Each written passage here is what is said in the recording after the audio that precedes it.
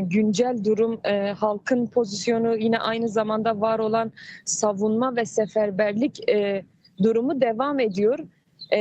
Bizim yani şu an buradan aktarabileceklerimiz özellikle Haseki ve Kamışlı'da yani bu hem Araplar çeteler hem de DAEŞ'lerin bazı gizli birimleri provokasyon yapmak, aynı zamanda halkı kışkırtmak, aynı zamanda var olan durumu farklı bir boyuta çevirmek için bu tür girişimlerde bulunuldu. Fakat bunlar var olan yani bunlara müdahale edildi ve hiçbir şekilde farklı bir duruma izin verilmedi. Yani genel olarak belirtebileceklerimiz şu anda Rojava'nın genel durumu aslında Kobani ile insan ifade edebilir.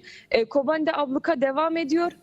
Var olan yardımların gitmesi halen engelleniyor. O yüzden de aslında neden halk halen bu pozisyonunu bozmadı, neden halk halen sokaklarda ve nöbetlerini tutmaya devam ediyor?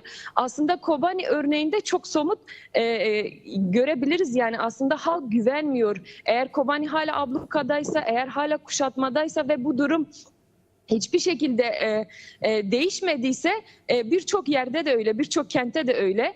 Halk sokaklarda nöbetlerini tutmaya devam ediyor ve kendilerini savunmak için aslında siz de biliyorsunuz ki Kürt halkı hiçbir zaman savaş isteyen, savaştan yana olan bir halk olmadı. O yüzden de kendi öz savunmasını yapıyor aslında.